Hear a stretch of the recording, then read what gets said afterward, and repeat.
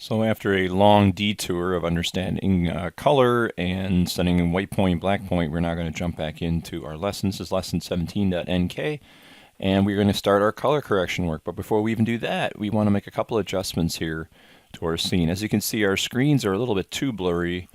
Even though I did show off the depth of field options, obviously maybe if you do night shots, it'll be more beneficial for you. I'm going to basically tone all those down so you can see my defocus is set to 1. I'm going to bring that down a little bit. My soften is fine. My motion blur is fine. My Z defocus currently is set pretty high. As you can see, it's just a little bit too blurry here compared to the original plate. So I'm just going to start to take the size and maximum down here. And just take the size down. I don't want to go too nuts with this. And that should help kind of clean things up a little bit. The other thing I can do is add some sharpening. I want to talk a little bit about sharpening to objects that have alpha, transparencies. So I'm going to take the overall GC. I'll take the blur, move that down. What I'm going to do is I'm going to grab everything here like this and drag it down like that, just to get some room in there for the color, for the sharpness. And as I discussed before, the reality is as you do all of this stuff, you color correct, you resample, transformations, and so forth, you start to lose the sharpness. Also, if you're using like Gaussian-based sampling, when you actually render out your materials inside of Maya, whatever 3D app, it's going to give a little bit of a softening to it, so you want to sharpen it up regardless. I know we're softening it up here, but at the same time, we want to still have some sharpening. So you can't just take something that is in here and just sharpen it. A couple of things you want to do is, first off, take an offshoot of this, like this. I'm going to go ahead and sharpen it. And what I want to do is transfer the light space to logarithmic. So you're going to do a log to lin, and it's called log to lin. I just duplicate it twice, so there's 2 of them. And this one you want to switch to, instead of log, so you want to switch it from lin to log, because we're in linear light space, you want to go to logarithmic. You throw that in there. And then this one right here is set to log to lin, so we're going to put that. So what happens is the CG gets turned into logarithmic, it gets sharpened, and then it gets, it basically gets, whatchamacallit, it goes back. So this sharpening effect, and it's going to be hard to tell because we're looking at this against black, is a little bit more less harsh around the edges. As you know, when you sharpen something, you get like dark edges. So you can see how the darkness on the edges is a lot more subdued thanks to this little transfer. Now you don't have to go nuts with this sharpening. A size of 2 might be enough. You could even go mount 2. But you could see that we've definitely sharpened up our object a little bit. Again, anytime you tamper in God's domain, in other words, you go in and start changing things, you're going to find that there's going to be some basic, artifact that will be the, consequences of kind of messing around. You can see a little bit of that here with this kind of black edge here. But again, because we've taken this and we brought it through here and we sharpened it up, we're good to go. Now what we have to do is basically create a mask for this so that we only sharpen the areas that are here. Even if we go through this whole process, the edges of this are going to get a treatment. So again, if I go back to the original versus here, we're going to get some sharp edges on, black edges I should say, regardless around the edges. So we only want to actually sharpen the interior of this. So a nice little cheat is using a key mix. So I'm going to take a key mix here. And we're going to plug that in, and we're going to have this be the A input, and then the mask is going to be based on erode. So I'm going to do a erode fast, and I'll throw that one in there. And it's going to dilate and erode all. So if you go ahead and take a look at the alpha edge here, I'm going to take this and shrink it in a little bit, and then I'm also going to blur it just a tad. So I'm going to take it and blur this a little bit. This is a common tool that we used for sharpening Sam Jackson, and it seems to be a universal tool used by the industry here. So if we come to take a look at the beginning point here, so here's this, we dilate in and we blur it a little bit. So if we look at the original versus the new one, we're in a little bit, and this is where A will be shown or exposed. So whatever is an A input will be like a pancake put over, or I'm sorry, not pancake over, but revealed in A, and then B will be whatever else. So the edge basically will have a fall off of the sharpening. So it'll be, this will have the sharpening, and then when we get near the edge, the sharpening will dissipate. So I'm going to plug that in right there. And now you could see, if we take a look at the result, if I go between here and here, you could see the sharpening is only occurring on the inside here. Now you could adjust this to your heart's content, you know, obviously depending on the size of your scene and so forth, but this is the kind of workflow that you want to do when it comes to you know, doing sharpening. So I'm going to take the sharpening here, and I'm probably going to bring it down to like a value of 1. I don't have to get any crazier than that. So let's go ahead and see what we get. So a little bit of sharpening. I don't know, we'll see. Let's go all the way down the pipe here. You can see we're getting a heavy amount of blur, so I might go back and just bring that back up to 2. Yeah, there we go. So we're getting a little nice little highlight kicks here and there, which kind of helps. That could create artifacts too, but again, that's definitely going to help. All right, so let's go back and take a look at our viewer here, all the way down the pipe. So I'll put my viewer to the right node. So one of the things we want to do is we want to isolate the background plate by itself and the CG by itself when we get into this color grading. We can do the color grading up here, right? We can come over here and do what we were just doing before, color matching, as you recall. But the problem is we're basically altering the blacks by darkening up the more shadow information with this occlusion overall here. So the placement for this is actually not correct, because this should be, the occlusion of the actual television screens should be added somewhere over here by the beauty pass, and not at the as a last layer. So that's my fault. And again, this is something where you just deal with what you got to do. So I'm going to take this occlusion, and it's going to be added twice. The overall occlusion is going to be added here, which will just basically be in the CG, and that's going to be added in the background here. So obviously that's the shadow that's going to actually be on the in the backdrop. So how do we take care of this? Well, it's pretty simple. You can just if you want to, you could just take this gray node, hit Shift Control and X, and pop it out and take it on for a ride. And this is why I like using these backdrops, because as you can see, we can just take these things and move them like a moving van, so to speak. So this is going to have to be placed way up here. There we go. And it's not brain surgery here. You just plug this in, you plug your mask back in, right? And you are ready to go. So I'll just kind of organize this a little bit, make it look pretty. There we go. Okay. So again, the overall occlusion, that we can hold down Control here and make a little dot node. And again, that's coming through on this pipeline right here. So you can see if we put our viewer to it, we get the regular direct shadows, and then we get the occlusion shadows, which are added on.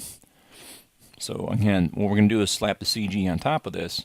So you're not going to see this area here where the TV is in this shot, but you are going to be able to see this nice occlusionary fall off shadow, which we're desperately in need of.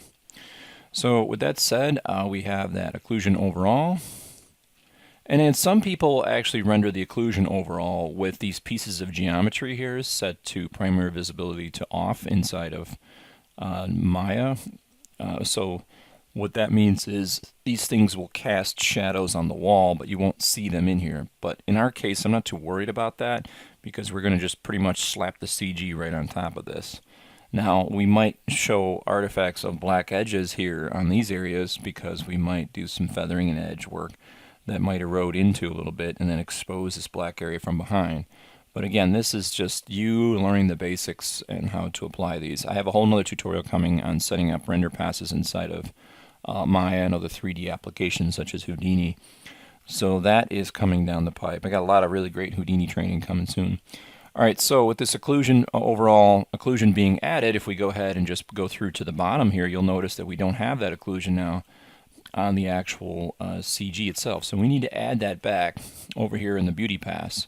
And we're going to need to make a lot of room here for this beauty pass CG, because it's just the reality of it. So here's our specular pass. Let's go ahead and take a look at it. I'm going to start moving some of this stuff over a little bit. And again, this is the fight for the nice 90-degree angles, and you're going to be like, oh my goodness, you know. So I'm going to try to, yeah, this is going to be a lot of fun. Let's see if I can start moving some of this stuff over. All this is going to have to get moved over. In fact, I'm going to start moving this stuff over because I'm going to need a lot of room here for this beauty pass. This is where we're doing a lot of we're going to do some color correction in here, and we're going to do some color correction in the overall color grade here. So again, when you move stuff, just try to, if you can, maintain those nice 90-degree angles. Like I said, and it's a little bit of a battle. This might be acceptable. You don't have to have a heart attack about this, but I like to just take the time, grab all these things, move them over like that. It's a good practice. And just, you know, nothing will tick off one of your fellow compositors that you're in the battle with in production when you have a sloppy comp, and I constantly press my students on this type of stuff. I'm going to try to isolate the indirect and direct here because we're going to do a lot of color correction in this area just before we add the emissive and the specular. Remember, the specular is just the specular highlight. The emissive, what's really going to change the initial color and shading is going to be color correcting the direct and indirect combined. Now again, you could do, if you want to just color correct the direct by itself, that's fine, but I find just these two together will basically be the color correction within the beauty pass assemblage, and then we'll get to the overall CG for the actual grade match of the blacks and the whites and so forth. So we'll be doing a lot of back and forth and teeter-tottering, but by setting up those basic curve tools, I'm losing my voice, that will definitely help. All right, so at this point, you could see a lot of people have a debate, like where do you put the occlusion in? Do you put the occlusion before or after the specular? I'm just going to put it after the specular. So I'm going to hold down Control, and I'm going to throw a shuffle down here, and we will do exactly what we did over here. In fact, I could just copy and paste this occlusion over here. There we go. We'll add a grade. We'll add a merge, M for merge, and we'll throw that down. Again, G is for grade, that's another hotkey. And I will take this and set this to multiply. There we go. So we have our occlusion now set up. And again, I can come in here and grade this occlusion if I want. I can come over here and darken up those blacks a little bit so I get those nice, you know, areas there. I can play with the gamma and adjust the intensity of the fall off of that shadow. By adjusting the gamma to the left, you could see that the shadow information, the blacks are shifting this direction. So you can see as I do that, the shadows are now growing outward, which is nice. And then if you want to shrink back the shadows, you pull it this way and you're shrinking it back. So I'm going to pull that back a little bit that way, so that we get more shadow in that area because we need it. So let me go ahead and just take a look at what we got here. And yes, that's a good starter for what we're doing in here. Again, we have issues of color correction, like for instance right here, where it's like, oh my goodness. So all right, so that's the correct way at which to work. Why is it the correct way to work? Well, because we need the backplate to be by itself, which is this with all the shadow information. And then we need the CG by itself right here, at least at this point, just before the overall CC grade. And the reason being is that, you know, it has the occlusion on it, is that the blacks and the whites are established. And then at that time, it's to match the blacks and the whites to the actual plate shot. By putting the occlusion further down the pipe, we're going to be darkening up the black point. And by doing that, we really can't really trust this here because the black point is changing further down the pipe. So again, it's a little bit hard to understand, but again, try your best. I'm going to organize this a little bit. Obviously, this is my sharpening work. These are little tiny tools that you can use and bring with you, you know, wherever you go. Like when my green screen tutorial, a lot of people like using it. And they're, you know, they'll just basically take it with them wherever they go. All right, so I'm going to take this, and obviously this is sharpening. So I'm going to do sharpen. Just labeling everything. Getting some space in between things is probably a nice thing. The big debate, and again, here's where we fight for the 90-degree angle here. We just got to keeping this nice and tidy. And again, even I don't really worry about 90-degree angles when it comes to the 3D stuff, because the 3D stuff is always weird. I mean, it'd be more obnoxious to do something like that than just to create like these nice little, I kind of stack them nicely above each other so you can see we got the camera. If I can, I'll kind of angle this off like that as best I can. And yeah, it's just amazing. You're starting to build, and if you get overlaps like this, try to just separate them out a little bit like that, so you can see you want to see the arrows. You can see if you do this, I don't know if we're going from left to right or right to left, so giving a little bit of space for the person to see when you're doing the naughty part, which is actually going from right to left, is very, very, very important. So anyway, so again, we have a very nice comp. Everything's looking good.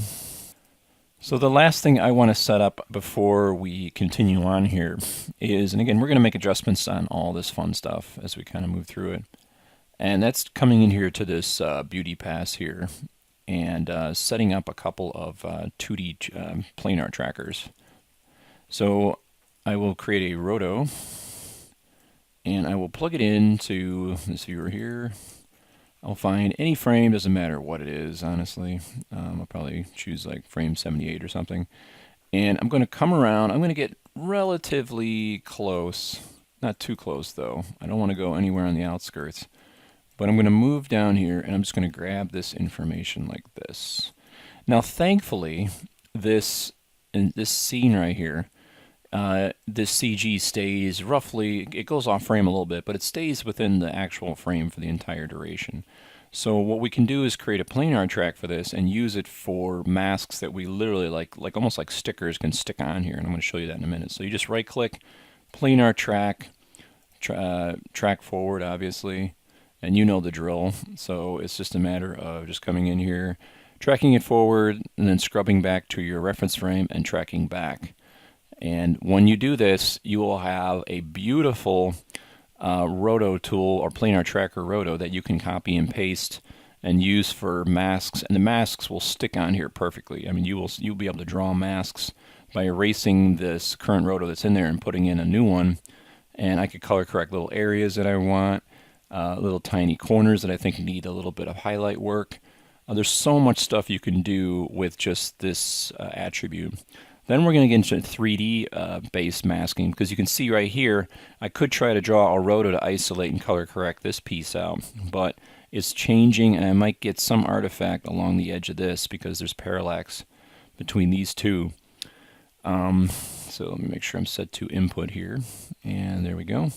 So again, I'm going to go back to my reference frame and track backwards.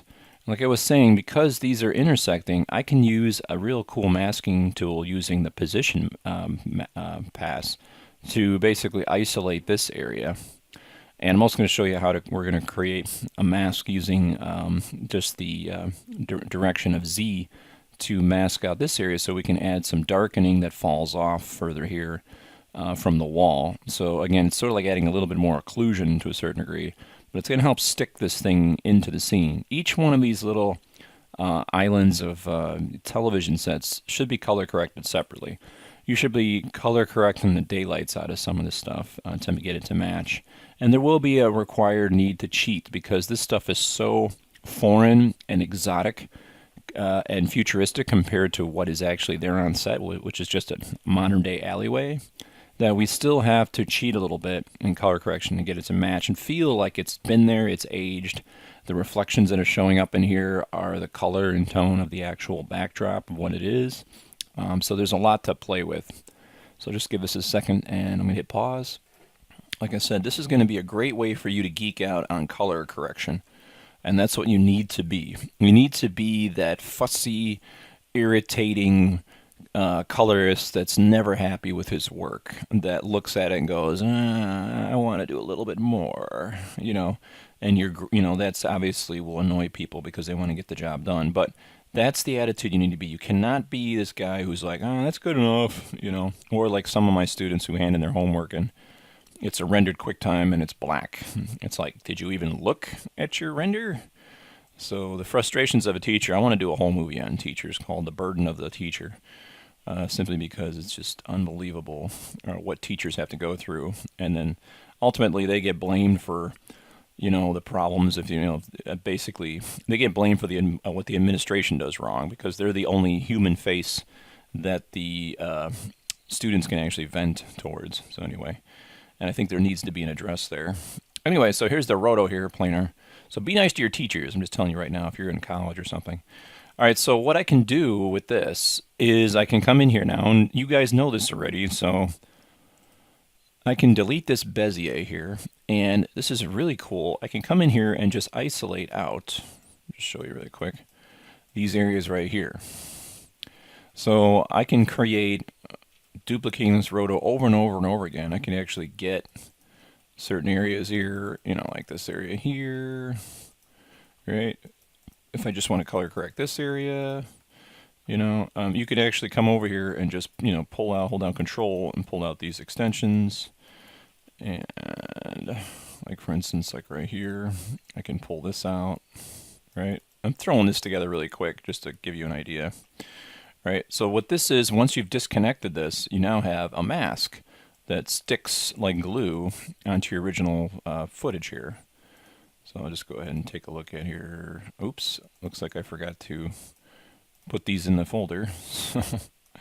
My fault. So again, make sure you put these in the folder, otherwise they ain't going nowhere.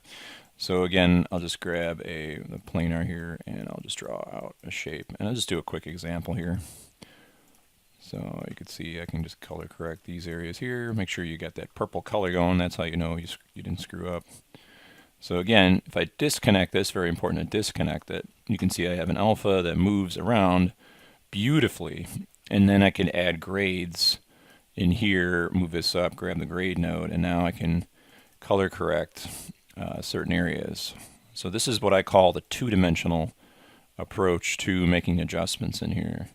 And again, you could just copy and paste this thing over and over again and take this and, delete out the Beziers on this one and then make a new one over here, right? And now you have another one.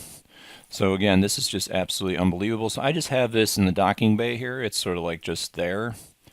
And I'll get rid of the Beziers. And again, you can label this if you want, Roto mask, _1, whatever you want to call it. So you have it available to do color correction. And you can do that here, or you can bring it over here to the overall CC. There's so many different things you can do with this. You can even add blurs to certain areas down here. So if you feel that you need more softening in certain areas, you can actually mask certain areas to soften. Maybe you want to have just an area of soften that is right along the edges. You can do that as well. So there's a lot of really cool things you can do with that. And in the next lesson, we're going to jump into the color correction work finally and get started. And I will show you three-dimensional color correction as well.